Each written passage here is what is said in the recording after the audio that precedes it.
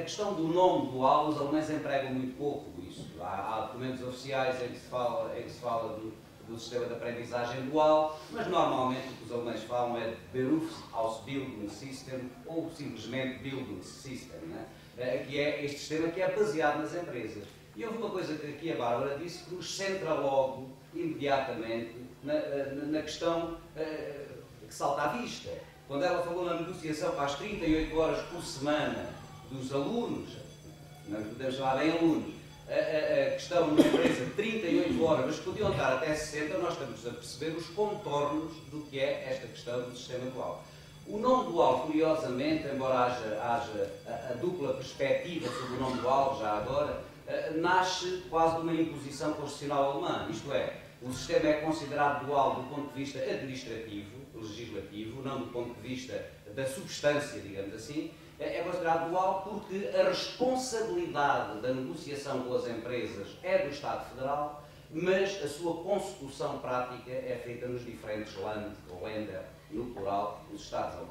Daí é que vem a designação dual. Evidentemente, depois, como é um sistema que é baseado nos estágios feitos nas empresas e com uma parte garantida pelo Estado, neste caso o Estado regional, considera-se também que é dual porque é uma parte feita nas empresas e outra parte feita nas escolas profissionais, nas Berufs. Agora, a sua raiz é mais do caráter constitucional e da divisão federal, da organização federal alemã. Por isso é duplamente ridículo quando o nosso ministro trata, quer por aqui, do sistema dual. Até no plano formal é duplamente ridículo. Por isso é apenas um pormenor. Relativamente a esta matéria, só mais uma ou duas coisas. Neste momento, eu por acaso achei piada à Bárbara falar no Kulturs Minister Conference, por exemplo. Eu tenho aqui o de fevereiro de 2013, curiosamente, em que os tais ministros dos 16 ministros dos 16 Länder que existem na Alemanha se reuniram, foi a 6 de fevereiro, é muito recente, foi agora muito recentemente, para analisar o pacto, este pacto que permite o tal ensino dual, vamos falar assim. E nessa análise, obviamente, tiveram os ministérios de âmbito federal que tratam destas matérias, nesta sua parte da dualidade, que é o Ministério da Economia e da Tecnologia, o Ministério da Formação e Desenvolvimento e o Ministério do Trabalho e Segurança Social. São os três Bundesminister, os três ministros federais, que se encontram com os outros parceiros, os parceiros das câmaras empresariais, sejam do comércio, sejam dos ofícios, sejam da indústria, e com os parceiros dos sindicatos. E, portanto, este relatório que eu tenho aqui, esta ata dessa última reunião da tal conferência, do Kulturs Minister Conference, que eu tenho aqui, reporta uma análise do último pacto, dos 2 anos do último pacto que enquadra, digamos, esta questão do ensino dual.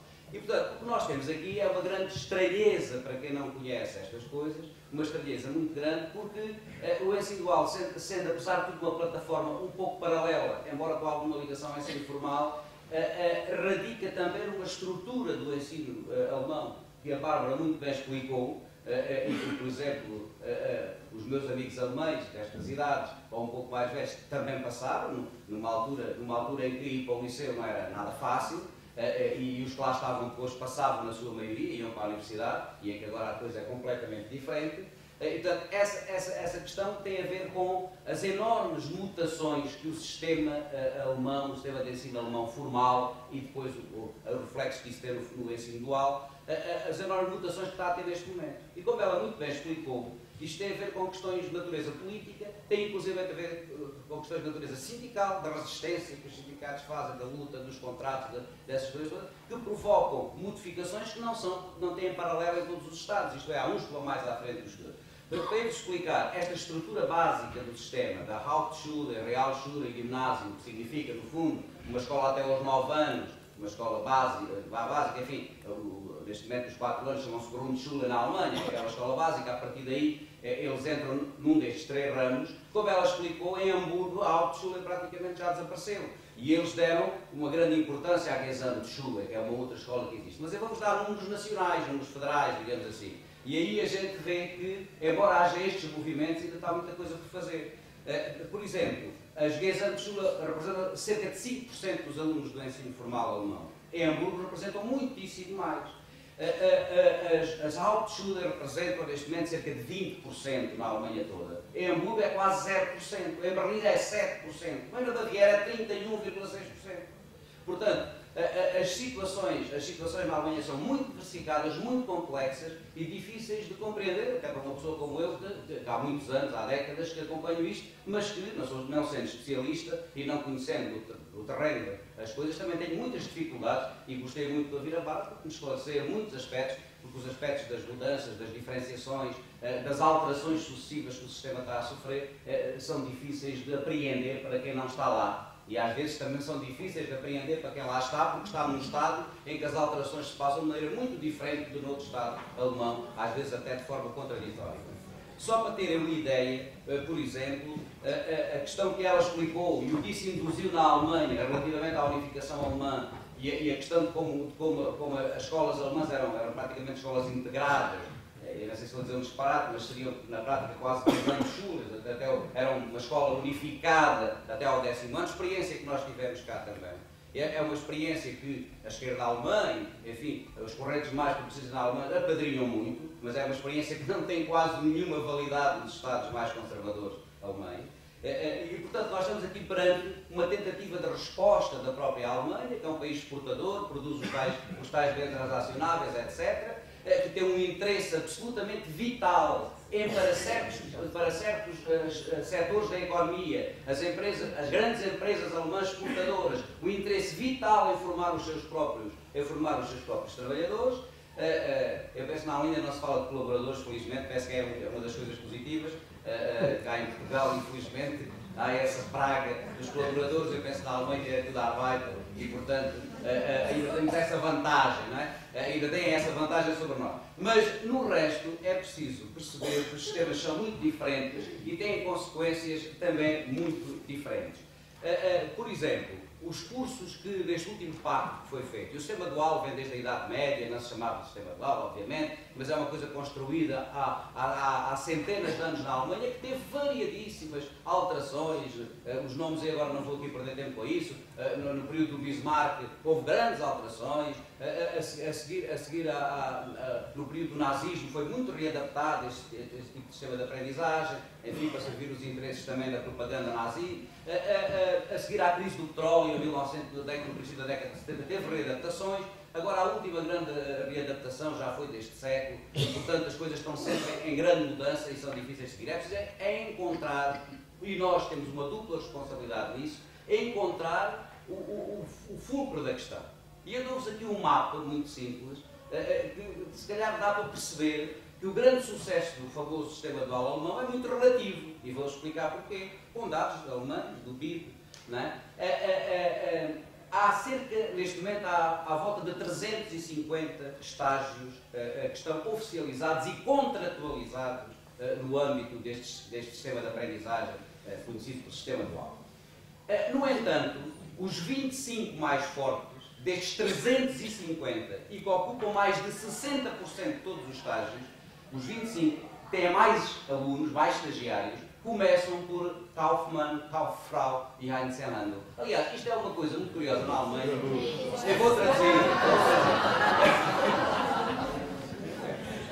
Isto é, são, no fundo, comerciantes em estabelecimentos muito pequeninos. Quer dizer, que estão no topo dos 25. E temos, por exemplo, a Verkäuferin, que é uma coisa também curiosa, esta questão feminina, a vendedora, não é o vendedor, a vendedora, que é uma grande tradição de desigualdade na Alemanha, peço desculpa à Bárbara, mas a desigualdade está sempre presente e por isso ainda é mais de felicitar e de ter com os nossos camaradas alemães este sentido de união e de comunidade, porque é muito difícil e são centenas de anos de tradição, de grande desigualdade, não só desigualdade ao nível do que ela explicou em relação às classes trabalhadoras e às outras classes, como a desigualdade de género.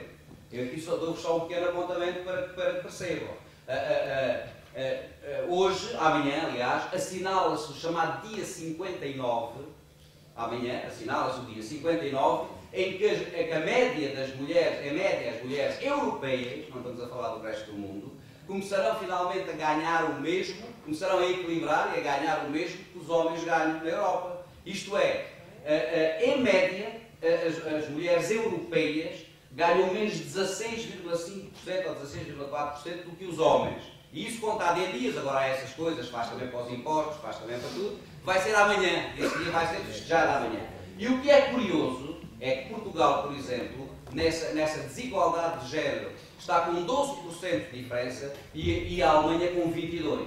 Portanto, nós temos aqui uma longa tradição de desigualdade, de partida, e isto, apesar das lutas que os nossos camaradas, os nossos colegas alemães fazem, tudo o que é feito na Alemanha, este ponto de partida de desigualdade, quer de género, quer de desigualdade ao nível das classes sociais, ainda marcam muito a realidade alemã. Evidentemente que eu peço depois à Bárbara que me corrija quando achar que é necessário, porque esta é a minha visão, obviamente, das coisas. Procuro baseá-la em dados, mas obviamente quem está lá consegue ter uma percepção mais nítida do que se passa do que eu, lá vou todos os anos, mas por muito pouco tempo. Portanto, a questão que aqui está, estas questões da desigualdade, estas questões de impor à partida diferenciação para o acesso ao ensino e à aprendizagem, é uma coisa que é preciso ser presente. E o tal sucesso do sistema dual, que é muito querido às empresas, às grandes empresas que o fazem, é obviamente um sucesso muito relativo, quando a maior parte destes estágios, como ela falou, das cabeleireiras, das vendedoras, etc., que são a grande maioria, são entregues aos jovens, que, como ela explicou, têm que completar até aos 18 anos a escolaridade obrigatória, mas que nestes sistemas mais degradados, como a Hauptschule, eles saem de lá aos 9 anos, em princípio poderão ter 15 ou 16 anos, poderão ir para o sistema dual, mas têm que fazer ainda lá mais 2 anos para terminar a escolaridade obrigatória. E aí podem até fazer só 2 anos, porque há realmente situações de diminuição do período de estágio para 2 anos e meio, às vezes 2 anos, e até conheço casos de 18 meses nestes mais desqualificados, exatamente depois de 18 anos se verem livre deles e eles saírem definitivamente do sistema, com o sistema de 18 anos cumprido, aos 18 anos com a escolaridade cumprida. E, portanto, é um sistema muito iníquo, que se baseia nesta partida em que há tentativas claras de melhorar, a questão dos 4 anos da Grundschule e depois os 2 anos de orientação, como falou a Bárbara, só que o funcionamento destes 2 anos, para além de, em muito raros casos, permitir que alguém que esteja na Real Schule vá para o ginásio, alguém que esteja na escola média vá para o liceu, isso é raríssimo, é quase encontrar uma agulha num palheiro. Tem ainda a outra parte que é absolutamente devastadora, que ela explicou muito bem, que é alguém que foi para o liceu, porque no seu terceira e quarta classe, vamos falar assim, teve notas que lhe permitiram, os pais acharam que ele podia ficar no liceu e a partir dos 2 anos é expulso ou para a Real Schule ou para uma Hauptschule. Portanto, isto é um sistema absolutamente devastador, é um sistema que se baseia numa iniquidade de partida tremenda, mas é um sistema que está em plena mudança e em que há muita gente na Alemanha, muita gente da esquerda, dos sindicatos, das associações de professores, de tudo, que luta contra este sistema. Só que lá há 16 Estados e 16 ministros. Como devem calcular, nós não conseguimos dar conta do nós aqui, temos que estudar para dar conta de 16, a situação é ainda um bocadinho mais complicada. E, portanto, o que é que eu podia chamar a atenção de mais específico aqui? É que, assim como é fácil ler, por exemplo, num jornal no Guardian, ou num jornal qualquer em inglês, mais um extraordinário resultado do sistema dual alemão, quando faz uma análise dos aprendizes que estão na Lufthansa e que ganham o tal bolsa, ganham 1.000, 1.100, 1.200 euros por mês, não é assim? E que, para além de terem que frequentar umas horas por semana uma escola profissional ou vocacional do Estado, não é? Têm também treino teórico no interior da Lufthansa, com mestres treinados mesmo no plano teórico, ou alguém que está na BASF ou noutra empresa qualquer química, que tem treino teórico dentro da própria empresa quando faz este contrato, e alguém que está num talho, ou numa retrosaria, ou numa coisa qualquer, numa pequena cidade, em que a escola vocacional ou a escola profissional é aguentada com uns dinheirinhos da Câmara de Comércio, etc,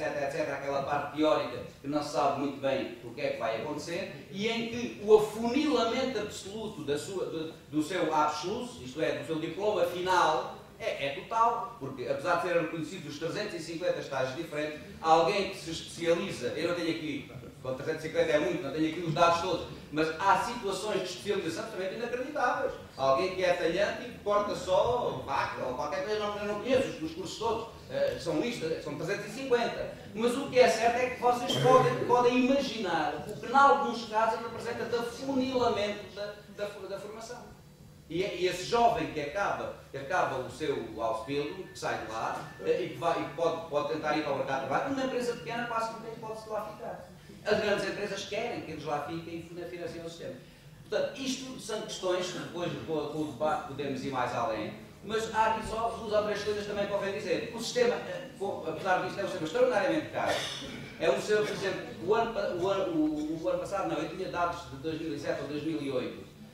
Custaram em 2007, creio eu, estou agora a citar de memória, em 2007 a totalidade do sistema dual na Alemanha custou 62 ou 63 mil milhões de euros num ano. Eu lembro que o tal resgate que fizeram a Portugal é de 78 mil milhões, se descontarmos os 12 mil milhões que ficaram para a banca, é quase o que nos emprestaram a nós. Foi quanto custou o sistema dual alemão na sua globalidade em 2007, eu não tenho dados mais recentes do global, é capaz de nos ater, mas não os encontrei, mas só para terem uma ideia, isto foi, apesar de tudo, foi há 5 anos, não é uma coisa assim muito afastada, portanto estamos a falar de 60 e tal mil milhões para isto, pagos em 77% pelas empresas, em 13% pelos Länder e em 10% pelo Governo Federal. Isto são dados oficiais, do Bild, etc., alemão. E, portanto, a questão que está aqui é ver este sistema com todas estas iniquidades e com tudo isto, tem sucesso em muitas áreas, porque é um sistema de empregabilidade, é evidentemente um sistema que, em termos da igualdade de partida, é bastante contestável. Por isso, naquele meu artigo, quando eu escrevo que importá-lo na Dank era um termo provocatório, mas era num país sem empresas. Num país sem empresas que financiam o sistema, como nós temos. Num país em que as desigualdades sociais são gigantescas. Construir em cima disto um sistema absolutamente que cria desigualdades enormes e em que as suas melhores partes são aproveitadas por aqueles que têm sucesso, por exemplo, eu tenho aqui dados muito recentes também deste ano, em que 50% de todos os estudantes que fazem o ginásio na Alemanha, mas que não entram na universidade ou que entrando não a terminam, vão acabar no sistema dual a fazer uma formação no sistema dual porque passam à frente para os melhores lugares, passam à frente de todos os outros que têm formações inferiores. E, portanto, nós temos aqui uma própria destruição do sistema. Portanto, isto não quero, enfim, estar aqui muito tempo, tomar-vos muito tempo, queria só lançar estas 2 ou 3 questões, algumas mais de natureza política, mas com a percepção do sistema, perceber que a coisa pior que se pode fazer em qualquer país é copiar um modelo que tem história, tem a sua própria história, que assenta em determinados princípios, neste caso o modelo alemão, que pode ter as suas perversidades, mas que tem coisas muito valiosas devido à forma como é construído e a sua própria história, e aquilo que a Bárbara citou, a negociação que é feita através dos sindicatos, essa parte é extraordinariamente positiva, a ligação à economia é extraordinariamente positiva, mas isso não está em causa. O problema que aqui está é que há quem entre para este sistema, a partir do momento em que tem 16 anos, pode entrar, mesmo que tenha um percurso de falhanços absolutos, nem sequer tenha o Abschluss, nem sequer tenha terminado, por exemplo, a Abschluss. É possível entrar nesse sistema dual a partir dos 16 anos, mas obviamente vai encontrar um estágio absolutamente miserável e que não lhe dará futuro nenhum. Portanto, nós temos aqui uma situação em que há uma parte muito boa, tem a ver com a própria história alemã, tem a ver com a forma como a economia alemã se organiza, tem a ver com as próprias tradições dos diferentes Estados. Nós, importando um sistema destes, não vamos ficar com essa parte boa, porque não se podem importar modelos desta natureza. Nós temos uma história diferente, podemos aprender com a experiência deles, a experiência dos sindicatos, na negociação, na contratualização, a sua intervenção é importantíssima, mas está fora de causa e até, aliás, um bocado pindérico termos um ministro de Estado a anunciar que vai ter um sistema dual em Portugal, uma coisa absolutamente pindérica e que só podia sair de uma cabeça como a quebra, não é? E, portanto, dizia-me há bocado aqui, através de uma mensagem, o Mário Nogueira, que agora parece que o Crato anda mais entusiasmado com o modelo austríaco. Porque este sistema dual também existe na Suíça, na Áustria, existe na Alemanha, não existe na Áustria, não sei se existe mais a algum lado, mas pelo menos há sistemas parecidos na Áustria e na Suíça. Eu não conheço, nem o sistema alemão eu conheço muito bem, quanto mais o sistema austríaco. O que eu sei das discussões que há é que os austríacos embarcam, apesar de tudo mais, nesta linha mais progressista alemã das Gesamtschule, etc. Os alunos que fazem o Matura, por exemplo, que é o Abitur austríaco, os alunos austríacos são sujeitos a muito menos tratos de polé do que são sujeitos os alunos alemães. Isso é verdade. Apesar de tudo, a Áustria consegue ter uma relação em termos pedagógicos muito mais aberta. Tem, sei lá, na Alemanha há a experiência das Waldorfschule, né? Aquelas escolas abertas, etc. Na Áustria há muito mais experiências deste tipo. Há muito mais, há uma atenção que é dada ao aluno do ponto de vista da socialização muito mais forte do que na Alemanha, mas eu lamento, conheço relativamente mal o modelo austríaco e, portanto, não posso dizer se depois a Bárbara, provavelmente conhece 10 vezes melhor que ele, poderá dar algumas indicações disso. E, portanto, aqui a questão central que nós temos aqui, que temos que debater sempre, nós queremos ensino profissional de qualidade, nós queremos vias que sejam para as quais os alunos vão por opção e não por serem empurrados, em idade em que possam fazer essa opção, mas a Bárbara chamou a atenção para uma coisa importantíssima. É que ninguém nasce ensinado. E também não é possível, e nós aí nos sindicatos temos que fazer também essa própria reflexão.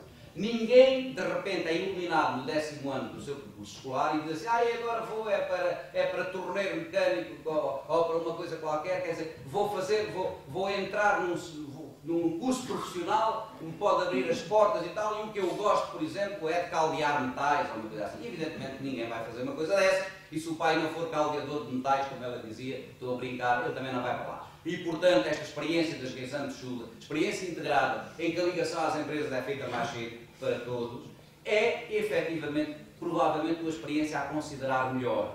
Porque não só garante uma capacidade de igualdade de oportunidades de início, como, ainda por cima, pode permitir um contacto mais cedo com outras realidades, que depois, quando faz a sua opção mais tarde, já com mais capacidade e mais maturidade, essa opção se possa colocar. Porque quem nunca contacta com uma realidade, a opção não se coloca, como é evidente.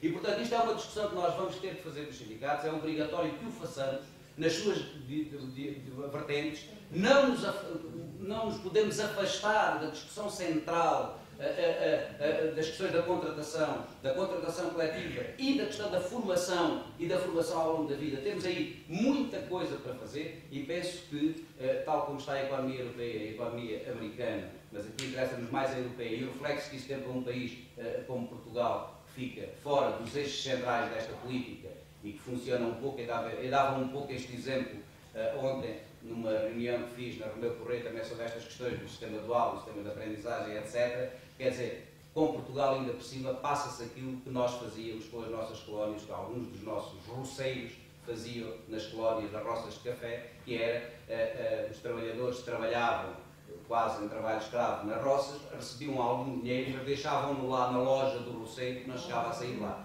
Ora, nós, em relação ao modelo europeu, estamos um bocado na mesma, em que a produção é feita no centro da Europa, é mandada para cá, nós comprávamos até há pouco tempo com crédito barato, agora temos que pagar as dívidas que isto tudo provocou, que não foram da nossa responsabilidade e que serviram para melhorar a balança de pagamentos, a balança externa alemã, holandesa, austríaca, etc. E, portanto, nós temos aqui um país, ainda por cima, com todas estas dificuldades, que não podemos embarcar neste tipo de aventuras e, essencialmente, temos uma experiência do 25 de Abril, que foi uma experiência importantíssima para colocar no centro da questão a igualdade de oportunidades e nós não podemos perder. Muito obrigado.